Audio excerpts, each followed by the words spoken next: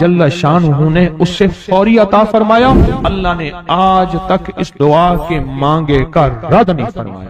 ایک واقعہ ہے حضرت علی کرم اللہ وجہہ کا۔ حضرت علی ایک سفر میں، تجارت کے سفر میں تشریف لے گئے، سفر تجارت میں آپ تشریف لے گئے۔ جب وہاں آپ تشریف لے گئے تو دیکھا ایک شخص ہے جھونپڑی، اس میں سے کرہانے کی آواز آ رہی ہے۔ آپ اندر تشریف لے گئے تو صاحب خانہ نے اندر سے آواز دی، جو بھی صاحب آ رہے ہیں اجازت سے آئیں۔ سمجھ گئے اندر مستورات ہیں۔ وہ صاحب باہر تشریف لے آئے تو پوچھا کیا ہوا، کرہانے کی آواز کیا ہے؟ کہا میری بیٹی ہے، جنگل میں لکڑیاں لینے گئی، اس کے اوپر ایک درخت گر گیا کاٹتے کاٹتے، اور اس کی وجہ سے اس کی کمر ٹوٹ گئی ہے، اب یہ بستر پہ پڑی ہے، اب یہ بیچاری تکلیفوں اور دکھوں میں۔ آپ نے فرمایا کوئی مسئلہ نہیں، میں ایک عمل کرتا ہوں، تو ایسا کر صرف اس کا کپڑا لے آ۔ آپ نے اس کے کپڑے کو سامنے رکھا، اس کو کہا اس کو پکڑ، اور اس کی طرف یوں انگلی کی، اور یہ دعا جو اب ہم پڑھنے لگے ہیں، بس یہ دعا پڑھی، اور صرف چند بار ہی پڑھتی، اندر آوازیں خاموش ہو گئیں، چپ ہو گئی۔ آپ نے فرمایا پوچھو جا کے۔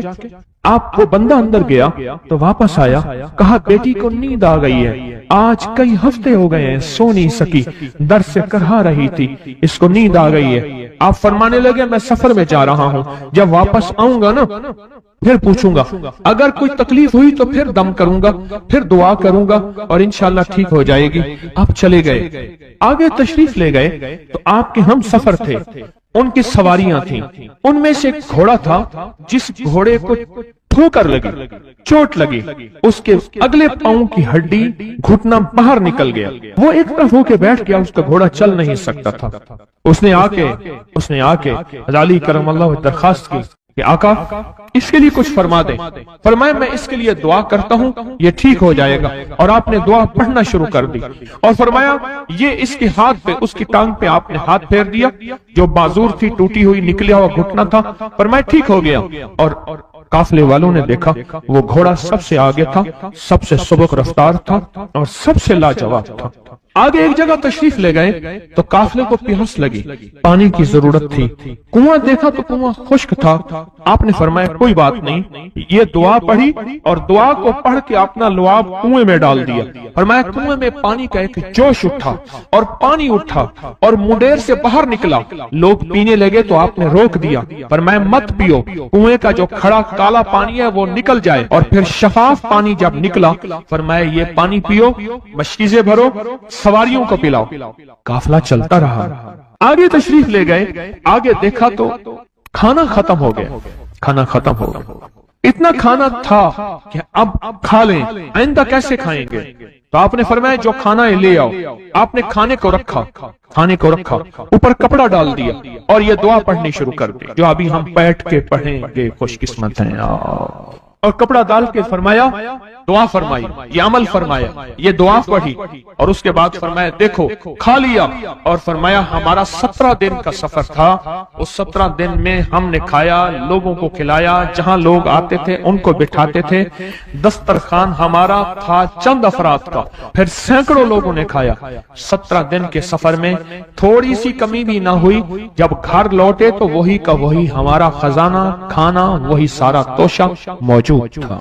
آگے تشریف لے گئے تو ایک تجارت میں ایک دیکھا تو ایک بندہ ہے ٹھیکریوں پہ ٹھیکریاں مار رہا ہے، آپ اس کی طرف تشریف لے گئے، آپ نے اس کو جا کے دیکھا، لگتا ہے کہ تو پرانا جواری ہے۔ اس نے کہا جوا کھیلتا تھا، سب کچھ ہار بیٹھا ہوں، ہر چیز زندگی ختم ہو گئی ہے۔ آپ نے فرمایا اچھا ایسا کر توبہ کی نیت کر لے، اللہ سے توبہ کر لے، اور پھر میں تیرے لیے دعا بھی کرتا ہوں، عمل بھی کرتا ہوں، تو ایسا کر پتھر پہ پتھر مار، تیرا ہر پتھر سونے کا بنتا جائے گا۔ آپ بیٹھ گئے، اس نے ویسے ہی پتھر پہ پتھر مارا، اور جیسے بیچارہ بے بسی کی حالت میں پہلے مار رہا تھا، آپ نے دعا کرنی شروع کر دی، یہ دعا پڑھنی شروع کر دی، اور دعا پڑھتے پڑھتے دیکھا تو لوگوں نے پتھروں کی شکلیں بدلنا شروع ہو گئیں، اور جو پتھر بھی اس کے ہاتھ میں آیا تھا وہ سارے پتھر سونے کے بن گئے۔ آپ نے سارا سونا اس کو دیا، چل پڑے۔ سفر میں آگے جاتے جاتے دیکھا کہ ایک شخص ہے، اس کے ساتھ ایک بچہ ہے، ایک بوڑھی عورت ہے، ایک بوڑھا گدھا ہے، اور وہ سارے پیدل چل رہے ہیں، گدھے کو سواری کو ساتھ لیے ہوئے۔ تو آپ نے پوچھا کیا ہوا؟ انہوں نے کہا ایک سانپ ہے جو اس گدھے کے پہ مسلط ہے، وہ سامنے بیٹھا ہے، وہ نیچے نہیں اتر رہا۔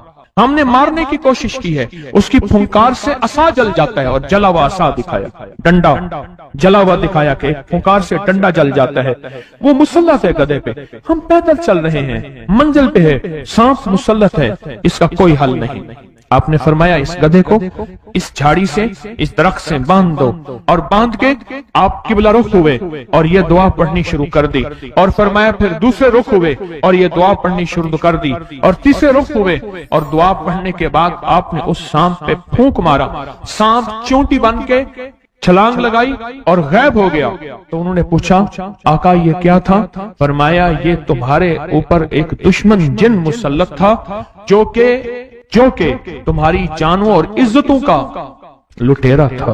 آخرکار آپ کے غلام نے آپ سے پوچھا آقا اگر آپ یہ دعا ہمیں سکھا دیں، چشمہ فیض سے گر ایک اشارہ ہو جائے، چشمہ فیض سے گر ایک اشارہ ہو جائے، لطف ہو آپ کا اور کام ہمارا ہو جائے۔ آئیں بسم اللہ کر کے اس دعا کو پہلے سنتے ہیں۔ یا وہاب حبلی من نعمت الدنیا والآخرہ انک انت الوہاب۔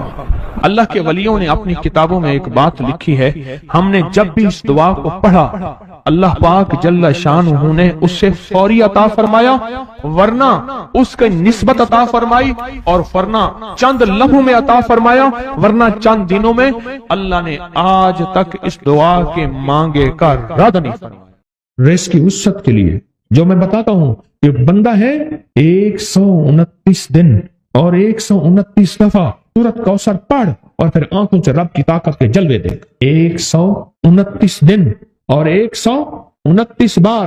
آپ بتائیں جو یہ پڑھتے ہیں 129 بار سورۃ کوثر کتنا وقت لگتا ہے؟ صحیح بتائیں، اگر نہیں پڑھتے نہ بتانا۔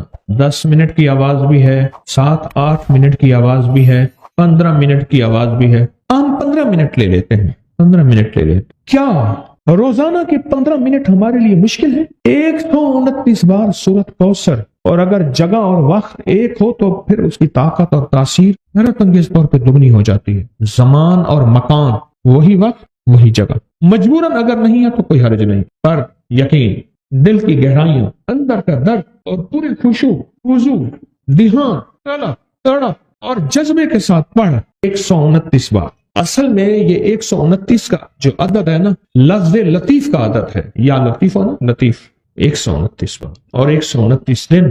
پھر قدرت کے خزانے اور رب کی رحمت کے خزانے، اس کی عطا اور شفقت کے خزانے، اس کی مہربانی کے خزانے۔ ایک اور چیز بتاؤں، دیدار مصطفیٰ کے لیے، کملی والے کے دیدار کے لیے سورۃ کوثر بہت باکمال ہے۔ آپ اس کے فائدے سنتے جائیں، 129 دفعہ کے فائدے ذرا سنتے جائیں، کیونکہ میرے آقا کی تسلیوں کے لیے، دلجوئیوں کے لیے یہ آیت، یہ سورت اتری تھی۔ قرآن کی سب سے چھوٹی سورت ہے۔ دلجوئیوں کے لیے تانے دے دے کے ظالموں نے میرے آقا کا سینے کو چھلنی کیا، اور اللہ پاک جل شانہ نے فرمایا میرے حبیب کیوں غمزدہ ہیں، ہم نے آپ کو کوثر دے دی۔ اور میرے حبیب یہ جو تانے دینے والے ہیں، آپ پہ جادو کرنے والے ہیں، آپ پہ نظر بس پہ حملے کرنے والے ہیں، اور آپ کے ساتھ حسد کرنے والے ہیں، یہ ان شان آقا ابتر، یہ تو ایسے ابتر ہوں گے، ان کی زندگی ابتر ہوگی، ابتر سے ابتر اور ابتر ہوگی کہ بس زمانہ دیکھے گا وہ شماتت الاعداء، اور ان کے دشمن ان پہ ہنسیں گے، ایسے ابتر ہوں۔ 129 بار سورۃ کوثر دیدار مصطفیٰ کے لیے، 129 بار سورۃ کوثر جادو کے آخری طور کے لیے، 129 بار سورۃ کوثر جادو کو خود پلٹانے کے لیے پلٹ جاتا ہے، 129 بار سورۃ کوثر آفات اور بلیات کو دور کرنے کے لیے، 129 بار سورۃ کوثر انزائٹی، ٹینشن، ڈپریشن اور اسٹریس کے لیے، اور 129 بار سورۃ کوثر پرسکون نیند کے لیے، 129 بار سورۃ کوثر اور سکون زندگی کے لیے، اور 129 بار سورۃ کوثر دنیا حسن۔ وہ طاقتور چیز ہے جو 7 نسلوں کو کھلاتی بھی ہے، پلاتی بھی ہے، سکون کی نیند سلاتی بھی ہے، اچھا لباس پہناتی بھی ہے، عزتوں کے تاج سر پہ رکھواتی بھی ہے۔ نہیں حکمہ اپنی زندگی کی ضرورت بنا لے، پھر کیا ہوگا؟ سورۃ فاتحہ کی آیات 7 ہیں۔ اللہ 7 آسمان اور 7 زمین کی جتنی بھی برکات ہیں، برکات من السماوات والارض، اللہ 7 آسمان اور 7 زمین کی ساری برکات اس کو عطا کر دے گا، اور لوگوں کو پتہ ہی نہیں ہوگا کہ یہ بندہ کتنا مالدار ہے، روحانیت کی طاقت اور روحانیت میں کتنا آگے ہے، کوئی پہچان بھی نہیں سکے گا کہ روحانیت میں یہ بندہ کتنا آگے اور کتنا آگے سے آگے بڑھ گیا، کسی کو علم بھی نہیں ہو۔ نوری لقمہ یہ زندگی کی مجبوری بنا لے، اور نوری لقمہ اپنی زندگی کی ضرورت بنا لے۔ پھر دیکھیں کمالات کیوں، اور میں جو سارے قرآن میں ہے، جو سارے قرآن میں ہے، جو سارے قرآن میں ہے، آنکھیں کھل جائیں۔ یہ سورۃ فاتحہ نماز کھانے کے دوران پڑھنے والا یہ اہل نظر میں ہے، اس کی نظر وسیع ہو جاتی ہے، یہ اہل کشف ہوتے ہیں، ان کی دل کی آنکھیں کھل جاتی ہیں، یہ فرشتوں کو دیکھتے ہیں، یہ انسانوں کے دلوں میں جھانک لیتے ہیں، یہ کائنات کے راز پڑھ لیتے ہیں، کائنات کے راز پڑھ لیتے ہیں۔ یہ اللہ پاک ان کے سامنے جنات آنکھوں سے دکھاتا ہے، حتیٰ کہ یہاں تک کہ اللہ قبر کے راز بھی ان کے اوپر کھل دیتے۔ نوری لقمے کا اثر یہ ہے، دل کی آنکھیں کھل جاتی ہیں، دل کی آنکھیں کھل جاتی ہیں، دل کی آنکھیں کھل جاتی ہیں۔ یہ نور لقمے کی تاثیر ہے۔ چہرے کی آنکھیں تو سب کے پاس ہیں، دل کی آنکھیں سب کے پاس نہیں، دل کی آنکھیں سب کے پاس نہیں، چہرے کی آنکھیں سب کے پاس ہیں، دل کی آنکھیں سب کے پاس نہیں۔ نور لقمے کی یہ تاثیر ہے کہ دل کی آنکھیں کھل جاتی ہیں، اور دل کی دنیا آباد، اور دل کی دنیا شاد، اور دل کا وہ بندہ بامراد بن جاتا ہے جو نوری لقمے اپنی زندگی میں شامل کرتا ہے۔ اور نوری لقمے سورۃ فاتحہ، اور کتنی بار؟ اچھا، یہ سورۃ فاتحہ بیماریوں کا علاج۔ صحابہ کرام فرماتے ہیں ہم جا رہے تھے، کوئی ایک سردار تھا، اس کو بچھو نے کاٹ لیا اور اس کو چیخ رہا تھا بیچارہ، فرمایا سانپ کا کاٹا سوئے، بچھو کا کاٹا روئے۔ میرے پاس ایک سانپ کا کاٹا آیا تھا، غنودگی میں تھا، بہت غنودگی میں سے سوتا تھا، اور میں نے کہا اس کو سونے نہ دے، خیال نہ کیا انہوں نے، ادھر سے ہٹا تو بندہ ختم ہو گیا، سانپ کا کاٹا۔ ہمارے ایک والد صاحب رحمۃ اللہ علیہ کے ملک عبد الرحمن ڈوبی وہ لائے تو کہنے لگے اس بچھو کے کاٹے کا علاج صحابہ کرام نے 7 بار سورۃ فاتحہ پڑھ کے اس پہ دم کر اور وہ ٹھیک ہو گیا۔ اور میں جب سورۃ فاتحہ عرش سے زمین پہ آئی، نازل ہوئی، ایک گونج اٹھی، ایک آواز آئی، اور میں اللہ سے آج وہ چیز زمانے پہ زمین پہ نازل کی ہے جو اس سے پہلے کبھی آئی نہیں تھی، اور جو اس کے بعد کبھی آئے گی، اس سے پہلے کبھی آئی نہیں تھی، اس کے بعد کبھی آئے گی۔ اور جب سورۃ فاتحہ نازل ہوئی، شیطان رویا، پیٹا، اپنا سر پہ راکھ ڈالی اور اتنا شور کیا کہ کاش یہ سورۃ فاتحہ آئی ہے، اور اگر آئی ہے تو واپس چلی جائے، اگر واپس نہیں گئی تو کسی کی زبان پہ نہ جائے، یعنی کوئی اس کو پڑھ نہ سکے، اگر پڑھے تو اس کا یقین نہ ملے۔ یقین سے پڑھنے والے کی دنیا بھی، آخرت بھی، رزق بھی، عزت بھی، صحت بھی، تونگری بھی، بادشاہت بھی، خوشیاں خوشحالیاں بھی یقین سے پڑھنے والے کو ملتی ہیں۔ اور اس لیے آج بھی شیطان سورۃ فاتحہ سے لرزتا ہے کہ سورۃ فاتحہ پڑھنے سے جنات اور شیاطین ایسے دور ہوتے ہیں، ایسے کہ میلوں دور چلے جاتے ہیں، اور اس بندے سے خوف زدہ ہوتے ہیں جو سورۃ فاتحہ پڑھتا ہے۔ کھانے کے دوران اس کی حکمت کیا ہے؟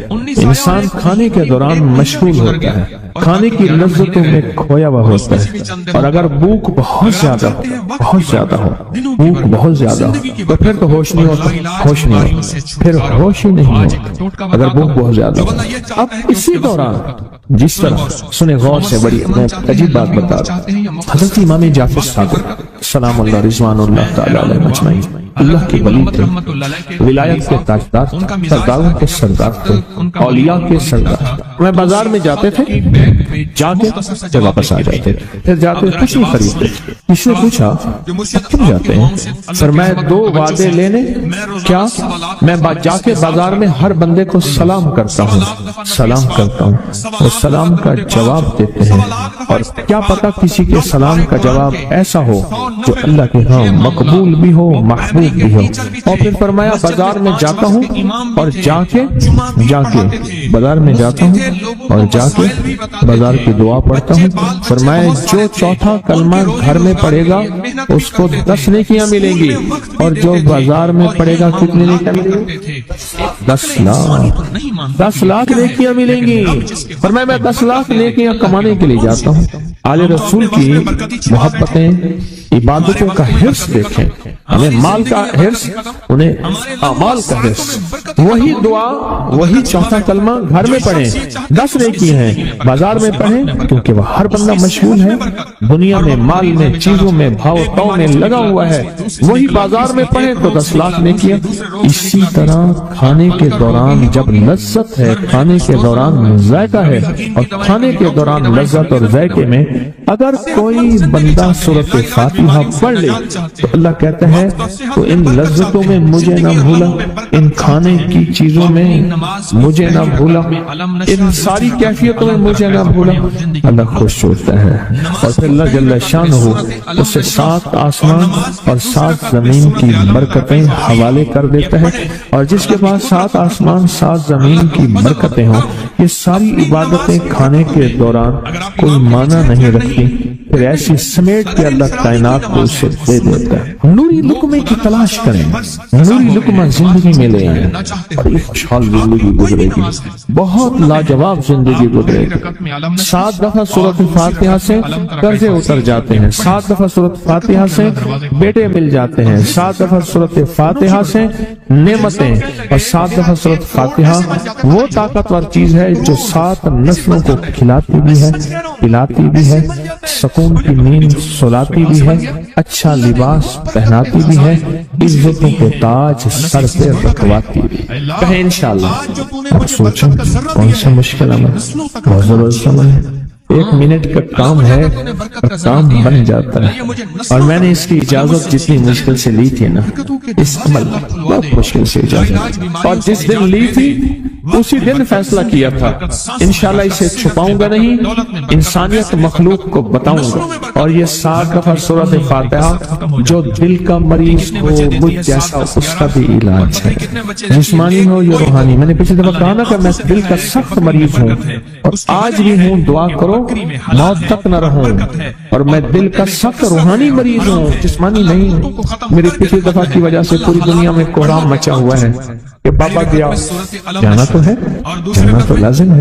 پچھلی دفعہ میں نے وہ کہہ دیا کہ میں دل کا سخت مریض ہوں، میرے لیے دعا کرو، وہ یہ مریض ہوں، روحانی مریض ہوں، روحانی مریض ہوں۔ یہ بیماری جو دل کی بیماری ہے نا، اس کا بھی علاج ہے، روحانی ہے یا جسمانی۔ جیسے میں دل کی روحانی بیماریوں کے بارے میں نے آپ کو کہا، میں سخت مریض ہوں دل کا، اللہ کرے اس کا مرض کا علاج ہو جائے۔ تو کھانا کھاتے ہوئے میرے دل کے لیے بھی آپ دعا کریں گے کہ اللہ بھی میرے دل کو ٹھیک کر دے، اللہ بھی ٹھیک کر دے۔ آپ مجھے بزرگ سمجھتے رہے اور اندر سے کام کھوکھلا ہو، یہ دل کی روحانی بیماریوں کا بھی علاج ہے، اور یہ جسم کی اور دل کی جسمانی بیماریوں کا بھی علاج ہے۔ یہ صحت مندی کا راز ہے، سورۃ فاتحہ ہے بابا، سورۃ فاتحہ، سورۃ فاتحہ۔ جو بندہ سورۃ فاتحہ پڑھتا ہے ایک بار، اللہ جل شانہ ان 7 آیات کی تاثیر اور طاقت اسے عطا فرماتے ہیں، اور 7 سمندروں میں جو غذا، رزق، طاقت اور قوت اللہ نے رکھی ہے اس کا حصہ اس بندے کو دیتے ہیں جو صرف ایک بار سورۃ فاتحہ۔ یہ جو وظیفے ہیں کسی درویش کی یا کوئی درویش نے جس کو اجازت ہے اس کی اجازت صحیح ہو، ہر بندہ اجازت دینا نہ شروع کر دے۔ اجازت کے پیچھے نسبتیں چاہیے، ان نسبتوں کی طاقت چاہیے۔ وہ جو اجازت ملتی ہے اس اجازت کے اندر جو تاثیر ہوتی ہے، اس میں جو کمال ہوتا ہے، اس میں جو اندر کی کیفیتیں ہوتی ہیں، اس اجازت سے نسلوں میں تمنگری، دولت، رزق، عزت، صحت ایسے بارش کی طرح برستی ہے۔ میرے جو مرشد تھے حضرت خواجہ سید محمد عبداللہ حجویری رحمت اللہ علیہ، میرے مرشد جو تھے وہ حضرت داتا صاحب کی سچی آل میں سے تھے۔ مجھے جاتے جاتے انہوں نے اجازت دی 1991 ستمبر میں، اور مدینہ منورہ فرمایا میں جا رہا ہوں، بس اب بقی میں، اور بقی کے اندر جا کے سو گئے۔ اب بھی میں مرشد کے ہاں جاتا ہوں تو جنت البقیع کے قبرستان میں ان کی نسبتیں دیکھیں کتنی اونچی ہیں۔ پھر وہ نہیں، 26 بڑی ہستیوں نے مجھے خلافتیں، اجازتیں دی، 26 سے بلکہ زیادہ اجازتیں اور خلافتیں دی، اور ان کی توجہات ہیں، ان کی پیچھے دعائیں ہیں اور پیچھے کامل کے ہاتھ ہیں. یہ روحانیت کی نسبتیں ہوتی ہیں، روحانیت کی نسبتیں ہوتی ہیں. ان نسبتوں کے ساتھ جیسے آپ تصویر خانے میں ماشاءاللہ پوری دنیا میں لوگ یہاں آئے ہوئے ہیں اور بڑے بڑے ہستیاں یہاں آئی ہوئی ہیں جو مٹی ہو کے چٹائیوں پہ پڑی ہیں، خواتین میں بھی مردوں میں بھی، بڑے بڑے عہدوں والے، عزت والے، بڑے بڑے مقام والے یہاں اپنے مرشد خانے میں بے حیثیت ہو کے پڑے ہیں.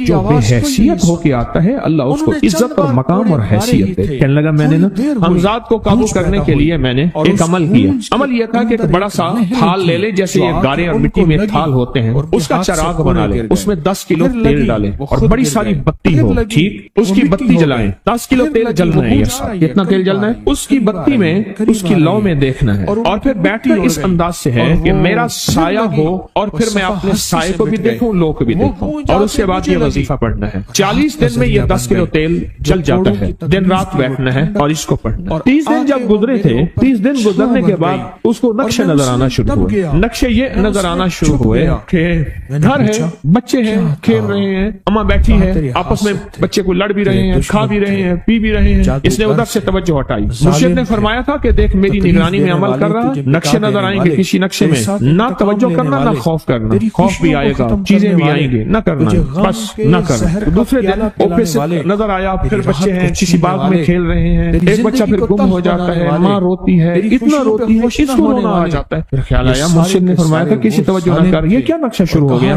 اچھا 2 دن کے بعد نقشہ آیا، بچے کھیلتے کھیلتے کھجور پہ چڑھ گئے. ایک بچہ جو اوپر سے گرا، اس کے بازو ٹوٹ گئی، لات ٹوٹ گئی. اب پتہ چلا وہ تو مر گیا. اب اس کی میت پہ جو اماں نے بینڈ ڈالے، جو ابے نے روئے اور گھر کی مائیں روئی، اصل اس کو وظیفے سے ہٹانا تھا اور اس کی نظر جو وہ وہاں سے نظر سے ہٹانا تھا. پھر اس کو مرشد کا خیال آیا کہ توجہ نہیں ہٹانا، دھیان نہیں ہٹانا. پھر خیال آیا جب مرشد کامل ہو فائدہ کبھی نہیں ہوگا جب تک یقین کامل ہو. اصل توجہ ہٹانی ہے اور بہت زیادہ رونا اور اتنا رونا کہ سرکار کا خیال آیا. بچے کو لے جا رہے ہیں، اس کی میت پھر قبر کھود رہے ہیں، پھر اس کا یہ کر رہے ہیں. رونا اتنا کہ اس کے آنسو، رونے کی کوئی کیفیت تھی مائیوں کی. 2 دن ابھی رہتے تھے 40 دن میں سے. تو پھر وہی گھر نظر آیا، بچے کھیل رہے ہیں. شوہر آیا، اس نے آ کے کہا مجھے روٹی دو. انہوں نے کہا گھر میں تو کچھ بھی نہیں ہے، لکڑیاں نہیں ہیں، آپ نے کچھ دیا ہی نہیں. میاں بیوی کی لڑائی ہو گئی. انہوں نے کہا پھر ٹھیک ہے نا، میں آج سب کو جلا دے. اس نے کہا لکڑیاں لے آیا، ادھر ادھر سے لکڑیاں لا کے نہ صحیح، اس نے وہ لکڑیاں جلائیں، بچوں کو اٹھا کے جو ڈالا آگ میں، چیخیں نکلی بچوں. دوسرے کو پکڑ کے ڈالا، تیسرے کو ڈالا، چوتھے کو ڈالا، آگ میں ڈالتا جا رہا ہے. مائی چیخ رہی ہے تو حرام ہے، زندہ بچوں چھوٹے معصوموں کو آگ میں ڈال رہا. ڈالتے ڈالتے کہنے لگے تو بچ گئی ہے نہیں، آ پھر پکڑ تجھے ڈالتا ہوں. جب اس کے ڈال کے کہنے لگا اب اس عامل کو تو بچ گیا ہے، ایسے اس کو ایسے پکڑنے لگا اور پیچھے مرشد کا کھینچ کے تھپڑ اس کو آیا. جب کھینچ کے تھپڑ آیا سارا نقشہ ختم ہو گیا. کہنے لگا یہ کیا تھا؟ مرشد کامل ایسا ہوئے جرا لولو دے بچ بسے ہو، نال نگاہ دے پاک کریندا، نہ صابن سچی کھتے ہو. یہ اس وقت ہوگا جب یقین ہوگا، جب تیرا یقین کمزور ہے. مرشد کامل ہے، یقین کامل نہیں، ناکام رہے گا ساری زندگی، تھرمامیٹر لگاتا رہے گا. کوئی کہہ دے گا کہ تیرا مرشد 1 نمبر ہے، ولی ہے، کہا سبحان اللہ. کوئی کہہ دے گا 2 نمبر ہے، کہے توبہ توبہ. ساری عمر اسی زندگی میں رہے گا، کبھی نہیں پا سکے گا. 40 دن کے بعد مرشد کی خدمت میں حاضر ہو اور سارے نقشے بتائے. فرمایا نہ بتاؤ، ہم دیکھ رہے ہیں. علامہ فخر الدین رازی رحمت اللہ علیہ کا مشہور واقعہ ہے. مرید جو ہے آپ کا سینکڑوں میل دور، اور وہ مرید وہ تھا جو ساری عمر اللہ کے وجود کو کہتا رہا کہ اللہ کے وجود کو نہ ماننے والے کہتے تھے کوئی اللہ نہیں ہے، کہاں ہے دکھاؤ. ہر چیز خود بخود بن گئی ہے، خود بخود ختم ہو جائے گی. ان کے پاس 100 دلیلیں تھیں. کتنی 100 دلیلیں تھیں اور آج تک ان کی دلیلوں کو کوئی توڑ نہیں سکا تھا اللہ کے وجود پہ. آخری وقت اور آخری وقت کے اندر ایک دروازہ کھٹکھٹایا کسی نے کہ جناب ایک بزرگ آپ سے ملنے آئے. وہ بزرگ ان کے دوست تھے، پوچھنے اوہو آپ کا آخری وقت ہے، میں ملنے آیا. اور وہ بزرگ نہیں تھا، وہ شیطان کی شکل بن کے آیا. اس نے آتے ہی وہ مسئلہ چھیڑ دیا. آج تک اس کی دلیلیں کوئی نہیں توڑ سکا تھا، یہ اس کی دلیل توڑ گیا. پہلی دلیل ٹوٹ گئی. اس نے دوسری دی اللہ ہے، اس نے وہ دلیل بھی توڑ دی کہ اللہ نہیں ہے. اس نے تیسری دی اللہ ہے، اس نے وہ اپنے علم کی طاقت وہ دلیل بھی توڑ دی. چوتھی 99 دلیلیں توڑی، ابھی ایک دلیل باقی رہتی ہے. اگر وہ بھی دلیل گئی تو یہ بھی کہتا ہے اللہ نہیں، اور آخری وقت میں رب کے وجود کا انکار کر کے خاتمہ خراب کر کے گیا۔ مرشد وضو فرما رہے تھے، دور کہیں میلوں میلوں دور اللہ نے اپنی طاقت قدرت سے نقشے ہٹائے سامنے سے، اور نقشے ہٹائے کہ تیرا مرید گیا، وہیں سے وضو کا پانی چلو بھر کے نہ زور سے پھینکا، اور کانوں میں آواز آئی، کیوں دلیلیں دے رہا ہے؟ تو نہیں کہتا میں نے اللہ کو بغیر دلیل کے مانا، تو دلیلیں دے رہا ہے؟ کیوں نہیں کہتا کہ میں رب کو بغیر دلیل کے مانا؟ عمر رضی اللہ تعالیٰ عنہ امیر المومنین مسجد نبی میں خطبہ دے رہے ہیں، حضرت ساریہ صحابی تھے، وہ اس لشکر کے سپہ سالار تھے، میلوں سے میلوں سینکڑوں میل دور ایسے نقشے ہٹے، اور خطبے کے دوران انوکھی بات کہہ دی، یا ساریہ الجبل، ساریہ پہاڑ کے پیچھے دیکھ دشمن وہاں سے حملہ کر رہا ہے، اور پھر خطبہ شروع کر دیا۔ جمعہ کا خطبہ تھا، لوگ حیران، یہ امیر المومنین نے کیا فرما دیا؟ جب حضرت ساریہ کا قافلہ آیا واپس تو فرمایا فلاں وقت فلاں لمحے فلاں وقت میں جمعے کے دن فلاں لمحے میں امیر المومنین آپ کی آواز آئی تھی، اگر نہ آتی تو دشمن نے پیچھے سے مقابلہ